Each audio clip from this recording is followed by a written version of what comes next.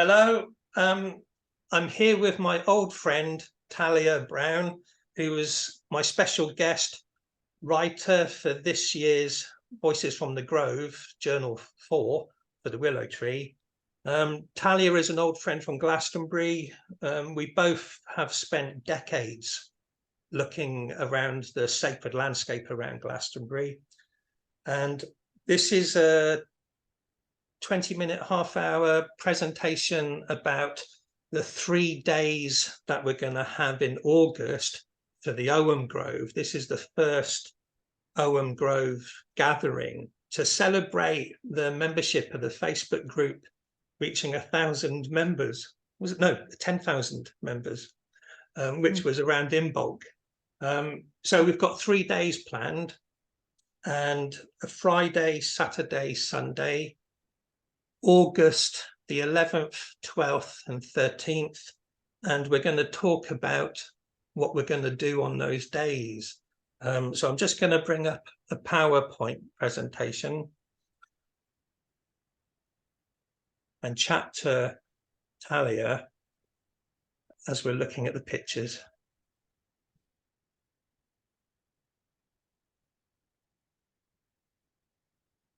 Oops.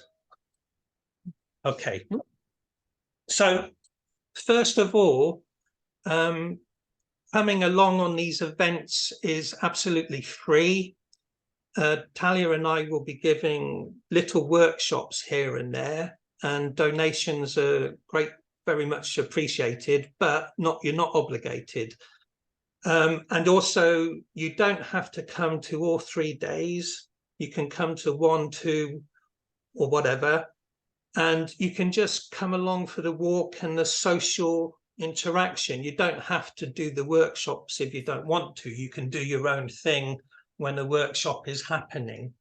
But we're going to talk about the workshops we're going to give and other plans that we've got for these 3 days. So they are a Friday, Saturday and Sunday.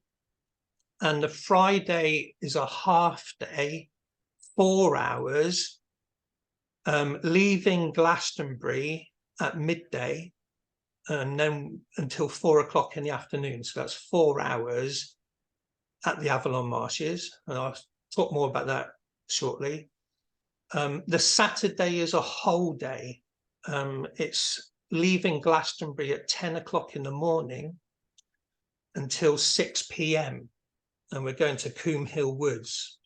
All of these places are close to Glastonbury, less than 8 miles away.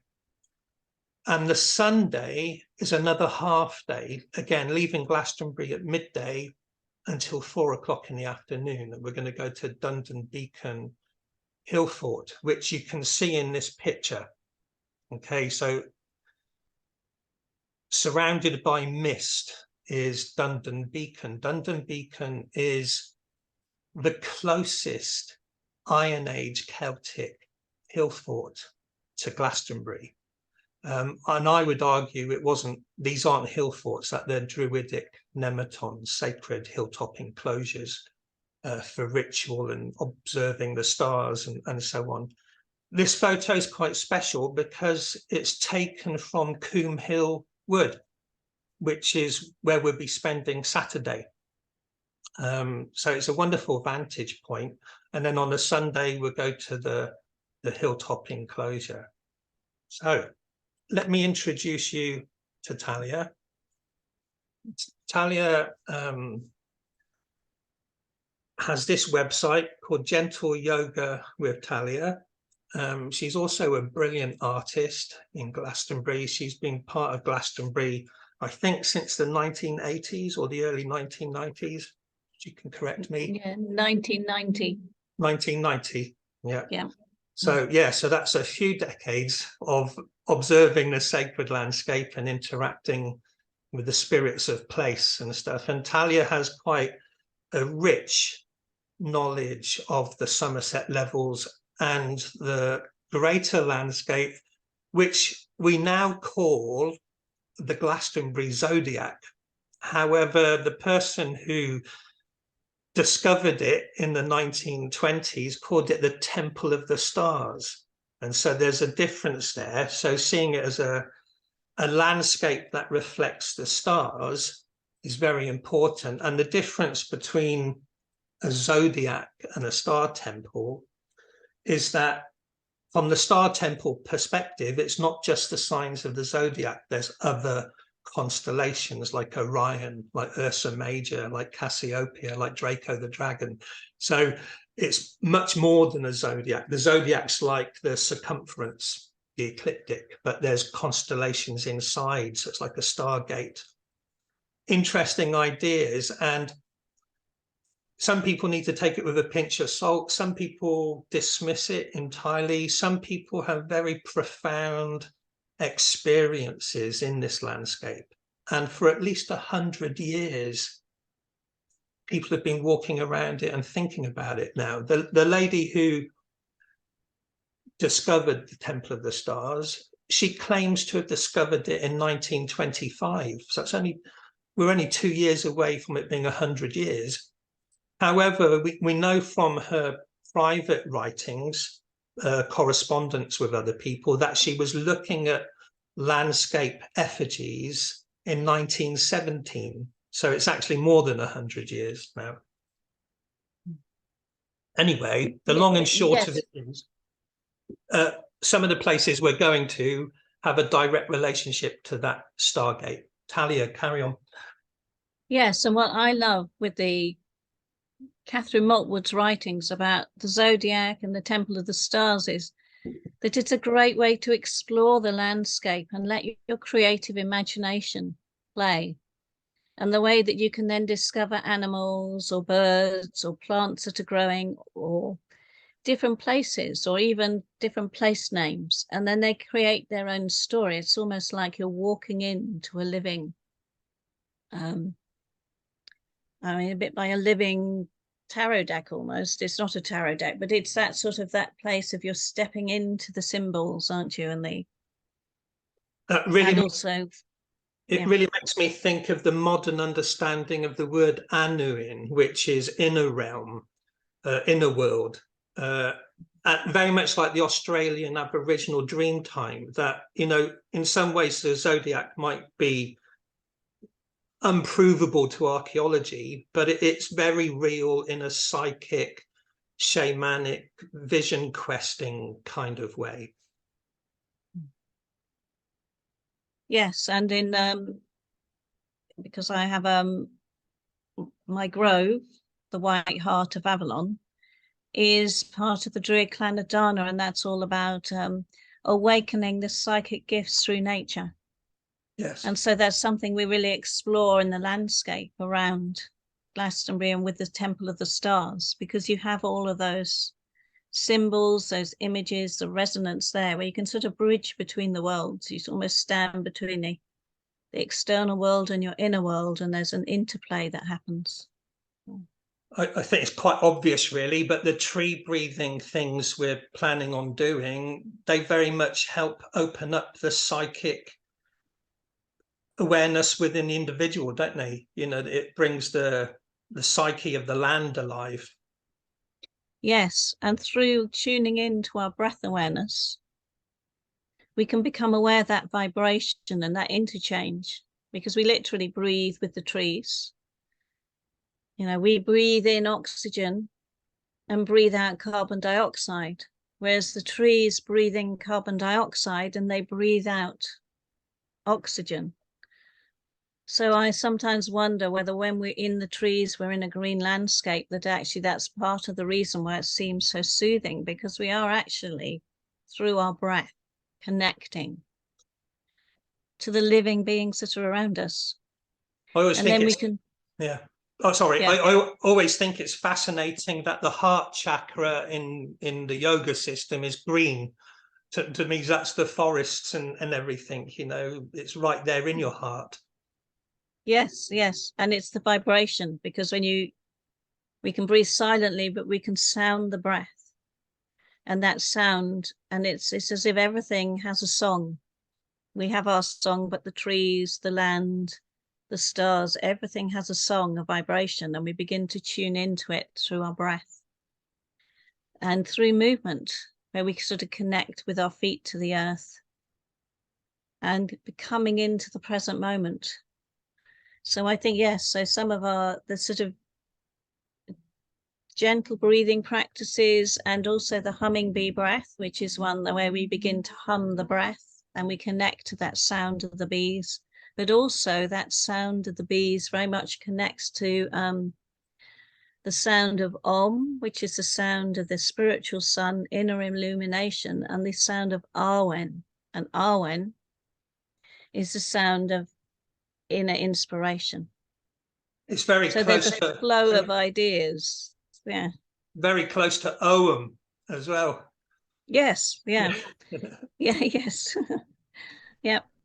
And I mean, something I love to do when I go out and I'm exploring that landscape, sometimes I come across certain trees or whatever, and I start with the Om, the Arwen, and then begin to sound out the Om sound for that tree and sort of play with the sound and see what happens. It's as if you begin to sing with the trees, because again, your breath, you're sounding the breath, and that can take you on a journey, really, and connecting you deeper to the landscape and the place where you are. Because the other thing that we can imagine, although we can't see it, is that beneath our feet, very often the roots of the trees all interconnect.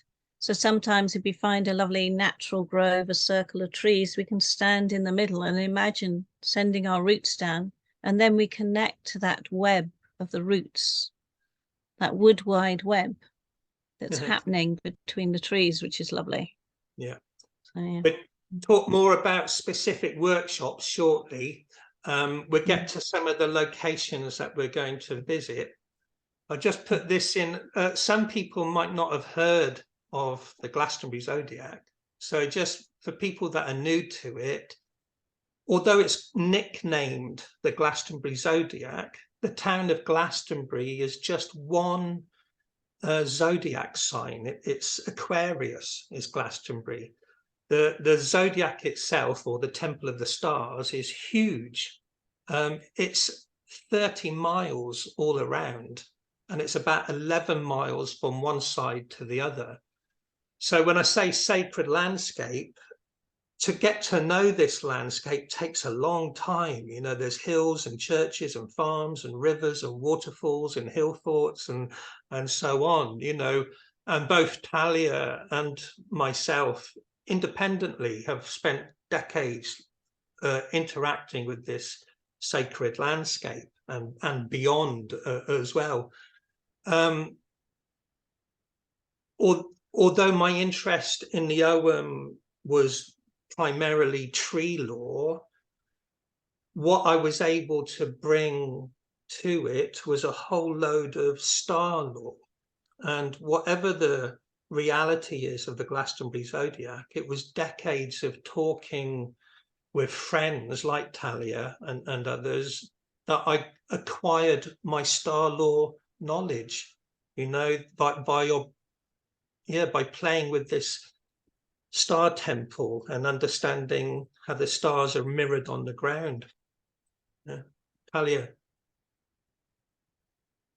Yes. So just looking at a beautiful drawing of the zodiac there, and on the again, right, on the right-hand side, halfway up, you can see Taurus the bull. Yep. And above him, there's a kind of one-armed giant.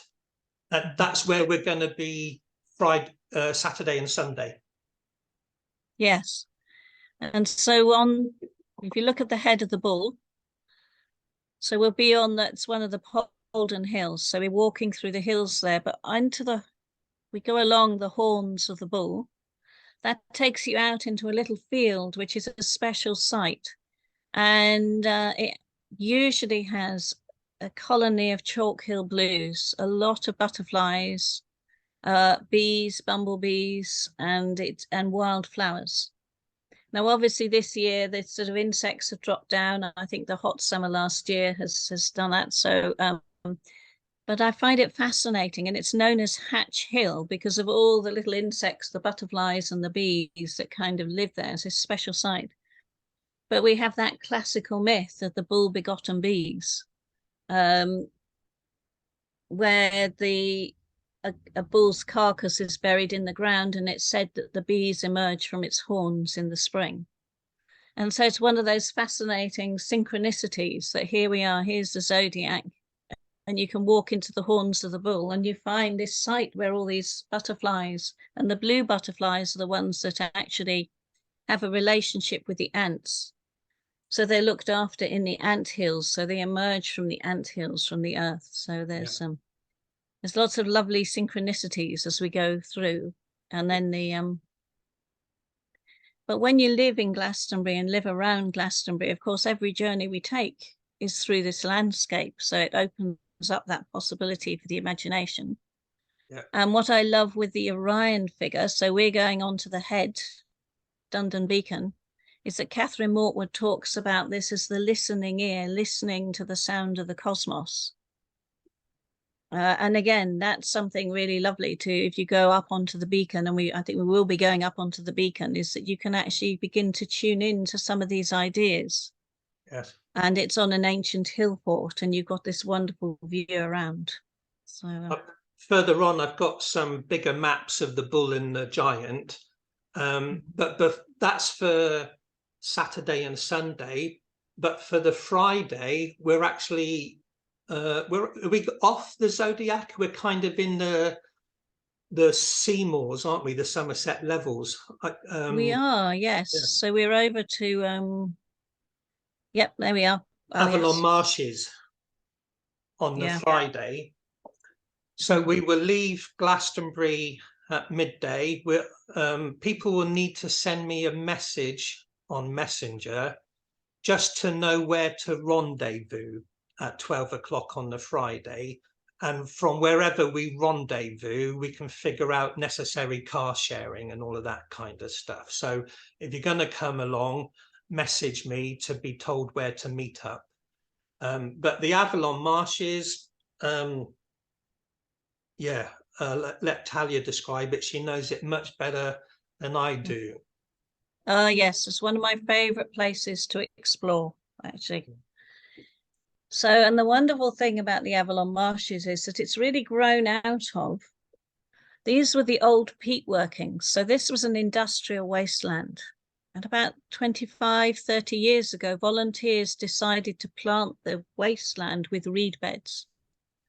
And so it's grown. And so it's this wonderful liminal space. We have the trees that grow on the water's edge, alder, willow, birch, and you have all the reed beds, but all the birds that have come, it's become a special place for bitterns. I think there are at least 6 types of heron that regularly live here, have this as their home.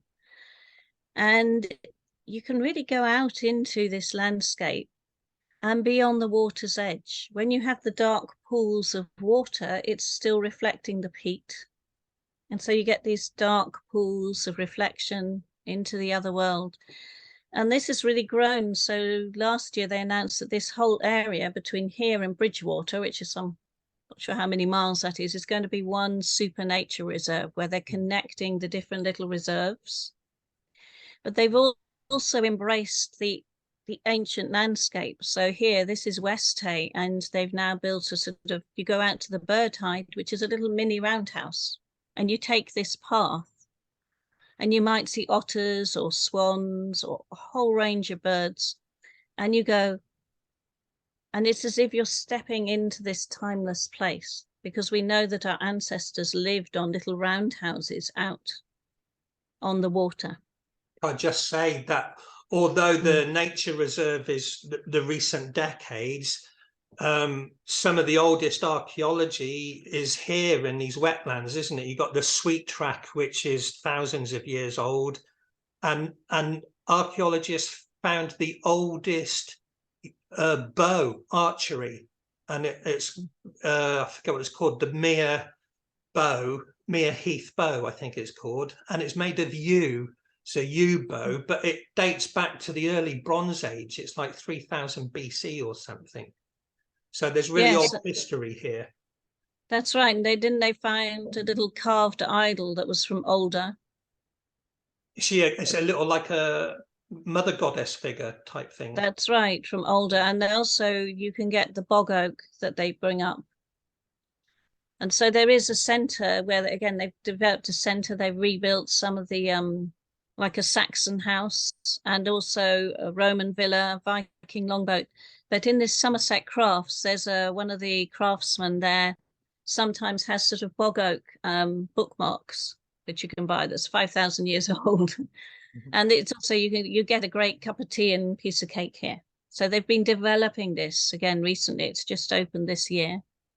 So before we have our cup of tea and cake then, so on the Friday, we'll leave Glastonbury at midday, but then we'll spend 2 or 3 hours on the levels, and you and I will do 20-minute workshops here and there. Yes. Yeah. Do you want to, well, you've kind of mentioned already the humming bee breathing and just tree breathing in general, and I'll do some simple qigong breathing for the 3 cauldrons. But do you want to talk about yoga nidra and how that helps connect with the trees? Yes. So yoga nidra. Yoga nidra, if you're not familiar with it, means psychic sleep. So it's a place where the body goes into a deep relaxation, and yet the mind is neither fully awake nor asleep, but in this liminal space. So with the yoga nidras that I do, and I use it a lot in my teachings, or share it a lot, is that actually use it to connect to the elements. We connect to the earth, the air, the sunlight, or maybe the stars. And also we can then connect to the trees or to the landscape around us. And that's called wild nidra. And basically the idea is that your body, you have any comfortable position where the body stays still and you simply listen to the sound. And it's a series of invitations, but it's a set sort of pattern really. And again, we can bring in the landscape, the environment. I've sometimes recorded them at dawn down on the Avalon Marshes where you've got the dawn chorus going behind and you're waking up to the day. So it's something you can do at different times, and it might be a little somewhere between, say, 13 minutes, 20 minutes practice, depending on the space we find. And then it responds to the environment. And it can be deeply relaxing. Yes, it's one of my favorite yoga practices, actually. So, and it will be, for the Friday, it will be quite simple introductory things, 15 minutes, 20 minutes, and then a bit more walking. Like I said earlier, if people don't want to do the workshop, they can just do their own thing for 20 minutes. But give it a try. It's kind of a prequel or a taster of the more intensive Saturday sort of thing.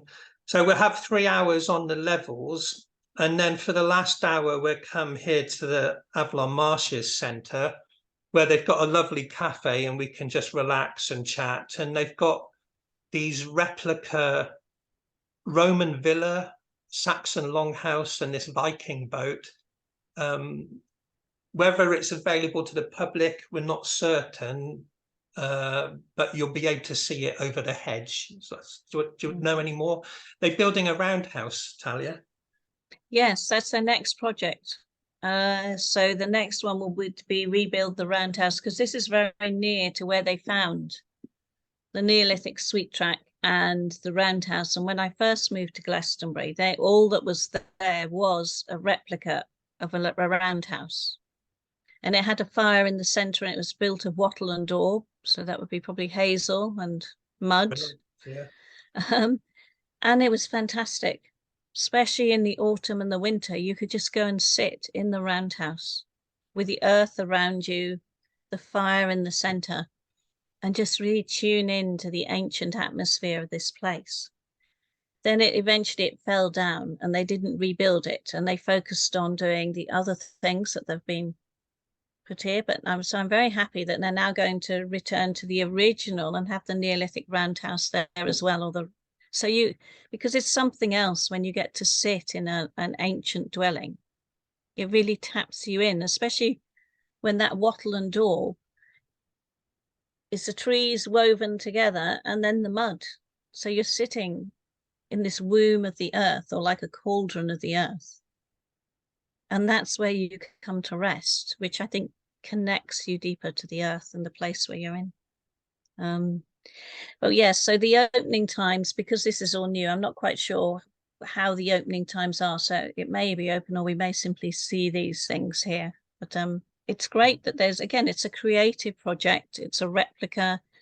Volunteers are going there, and some days they have a sort of a potter there or a weaver doing things. They're all part of the celebration of the Avalon Marshes or the Somerset Levels. You know, it's a growing eco project, isn't it? Between Glastonbury and Bridgewater. Yes. Yeah. So that's the Friday. Then the Saturday, we're going to leave Glastonbury at 10 o'clock in the morning, and we're going to go to Combe Hill Wood, which is, what is it? It's 62 acres of woodland.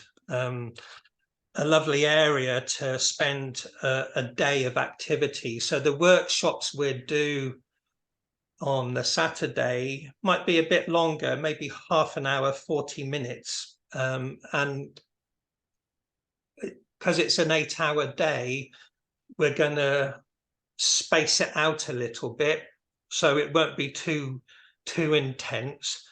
About 1 o'clock, we'll go for lunch to a place called Somerton, and that'll be we're allowed 2 hours for that. And then for the last hour and a half, it won't be workshops. It will just be like a non-competitive Eisteddfod. We'll sit in a circle and people can offer a song or a poem or just say a bit about themselves. So coming back to it just being more about a social celebration more than anything. So Combe Hill Wood is on the Taurus effigy of the Glastonbury Zodiac. And I was just going through these old maps. I drew this one in 2002. I was gobsmacked. It was 21 years ago. I can't believe it was 21 years ago. But you can see at the top of his horn says Combe Hill. So that's the wooded area we'll be. And this is where Thalia was describing the blue butterflies coming from Hatch Hill. That's right. You work further down the horn, actually into the horn of the bull. So you come out into a clearing, and you can then see also across the landscape to Dundon Beacon. And these woods have some mature oaks, actually. It's lovely mature oak woodland. And I think recently as well, they've cut some other paths through down the side of the hill. So it's and has that wonderful viewpoint of Dundon Beacon, doesn't it? So it's a lovely place for a walk and to tune into the woods. Yeah, I got a photo of that in a minute. So the workshops for the Saturday, maybe a little bit more deeper than the Friday. Again, you don't have to come to all 3 days. We're just giving you a preemptive of what's going to go on. So one of the workshops I'm very keen to do is something that I've called Druid Staff. Now, a sanity warning, it's a complete invention. There's no such thing as Druid Staff, you know, but I do have more than 20 years experience of Tai Chi Chuan, Chinese martial art. And in that we use swords and spears and quarterstaffs and stuff. So I'm going to take some of the more simple movements from the quarterstaff choreography, movements that I think are easy and gentle for people to do, that actually help energize the 3 cauldrons. So they're gentle flowing movements with a staff, you know, and if people are interested, we can look at some self-defense. But the practicality of a staff just walking up hills and climbing over streams and all the rest of it. It seems gorgeous to me that, you know, modern day druids their staff should be more than just a walking tool, you know, that it can be part of your esoteric practice is quite special. So I want to explore some of those ideas. And I think, don't want to speak for her, but I think Thalia's going to maybe do some deeper workshops too. So one thing I just want to say at this stage is that if you're going to do the staff workshops, you need to bring a staff. Ideally, it should be a hand higher than your head. And the easiest wood to get is hazel, because hazel grows naturally in staff shapes. And you want it to be smooth so you can slide your hands up and down it without getting splinters.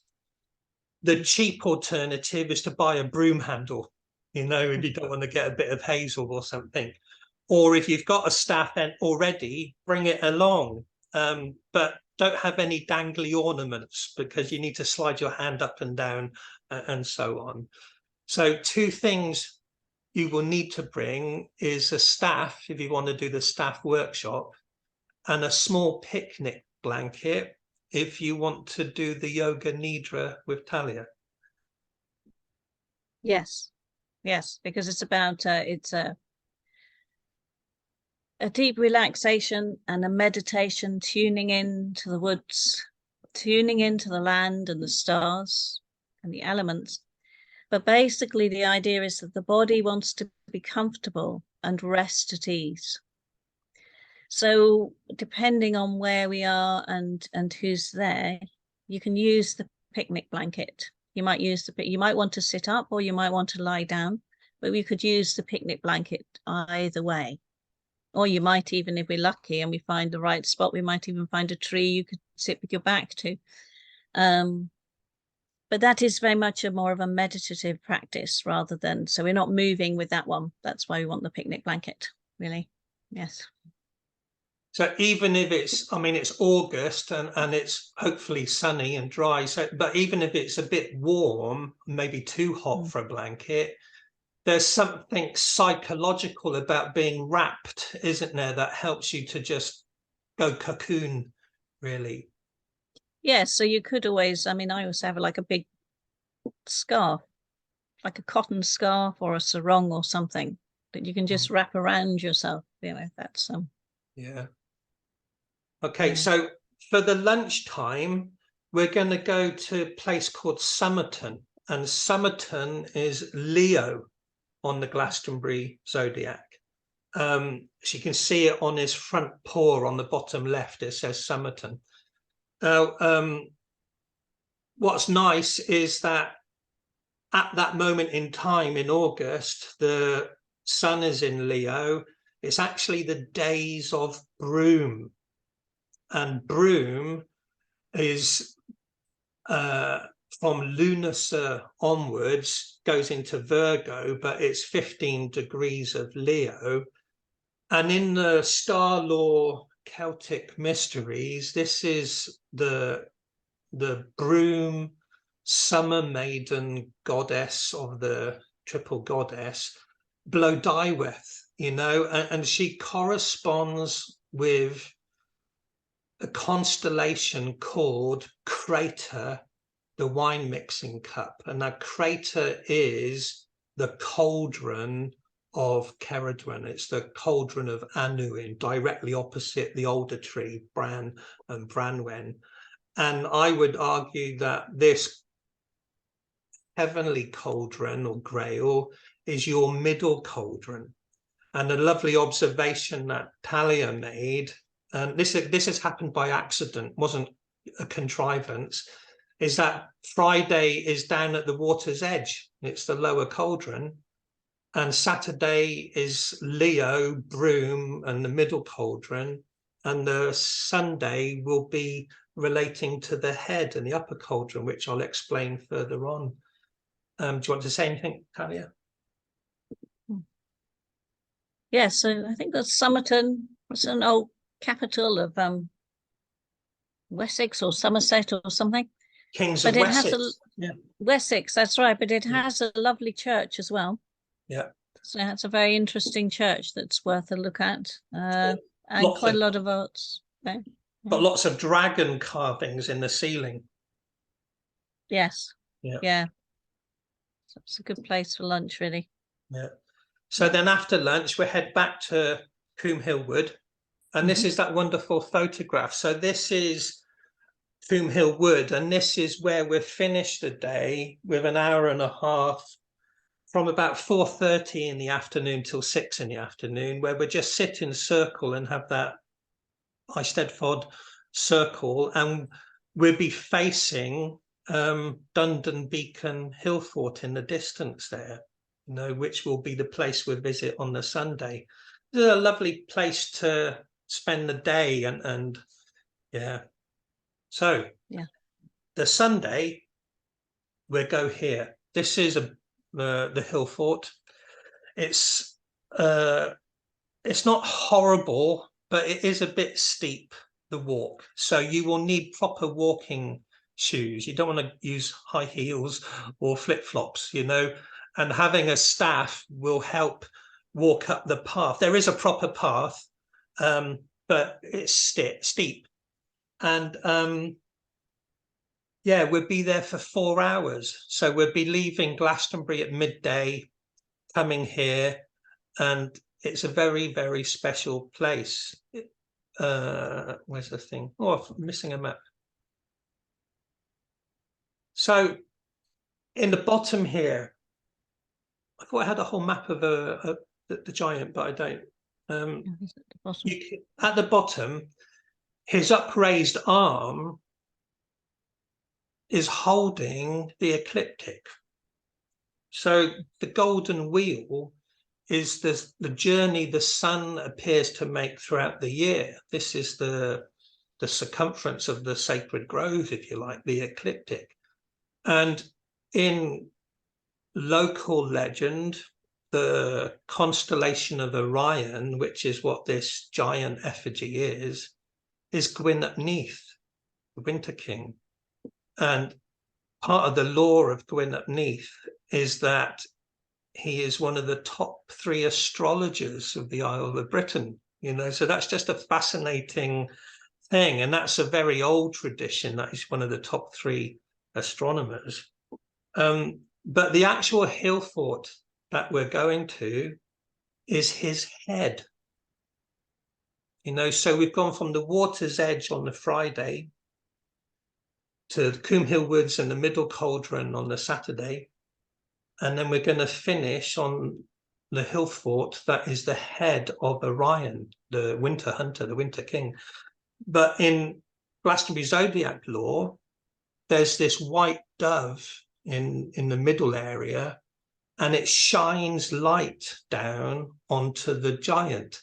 So it's a bit like the Arwen, 3 rays of light shining down onto the Orion giant. So one other thing is a lady who wrote about Glastonbury Zodiac in the 1960s, Mary Kane, she pondered whether Dundon was actually Dun, fortification, and Down, the mother goddess. So she wondered if it was the fort of the mother goddess, which is Cassiopeia, Down, Cleastone, the queen of heaven, between the winter stars and the summer stars. So at the hill fort, we're going to do some workshops. Maybe we'll repeat some of the staff workshops and go over things we learnt on the Saturday. And then we're going to do an Ogham ceremony or an Ogham circle, completely made up on the spot with whoever's there, and people can put their tuppence worth in and take a major role if they want to or not, you know, but I don't want to have it contrived. I think we just do whatever feels right. Thalia? Yes, that's right. I think it'll grow out of the 3 days. Yeah. and who's there, and the celebration of the Ogham Grove on this wonderful landscape. And I think Yuri's going to have his Ogham star, and we'll see what happens, really. I mean, I'm particularly interested on this hill to do a bit of intoning with the Om, the Arwen, and even some of the Ogham sounds. So we actually play with sound and listening and the vibration. And I suppose we could be tuning into the stars as well, couldn't we, on this? It's a sacred nematon, so it's an ancient place. There's what you said about his ear listening to the sounds of the cosmos or the music of the cosmos. Yes, that's in one of Catherine Maltwood's books. I can't quite remember which one. So it's hard to appreciate from this photograph how big it is, and the trees around it. So there's a clearing on the top, and there's a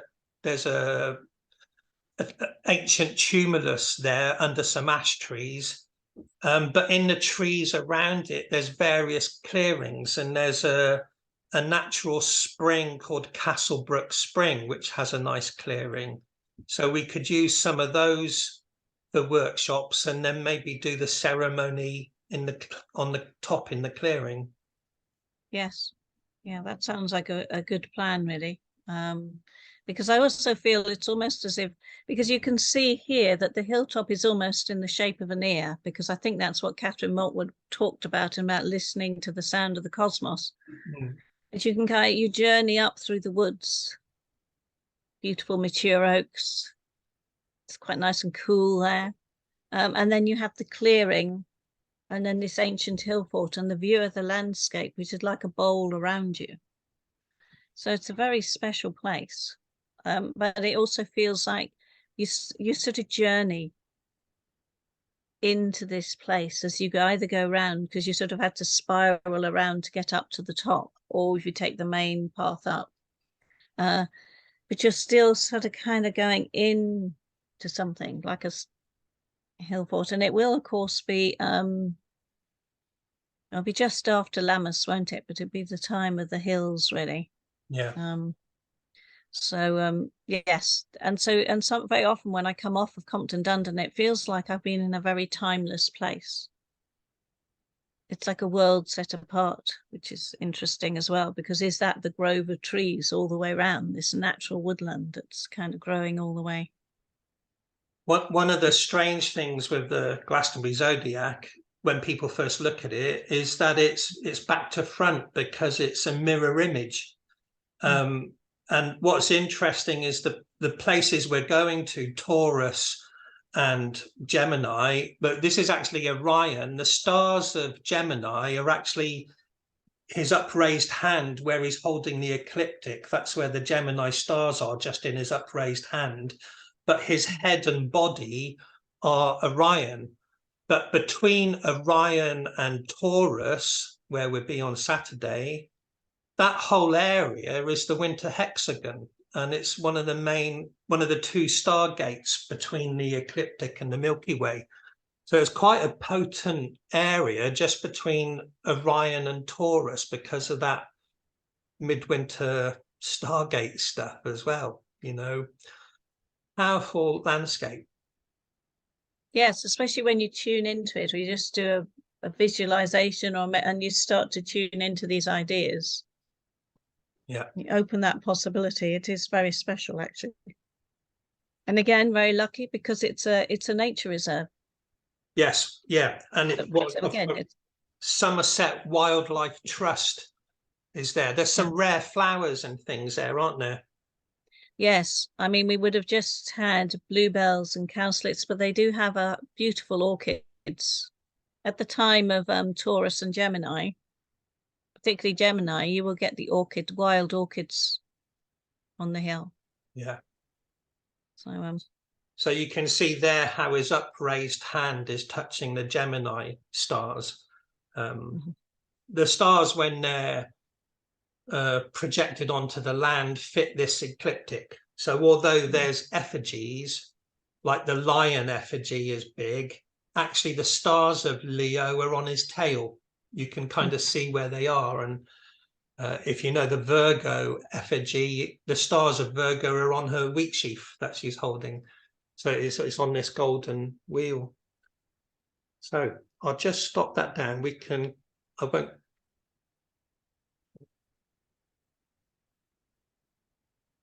Okay, so that's a glimpse then of the 3 days.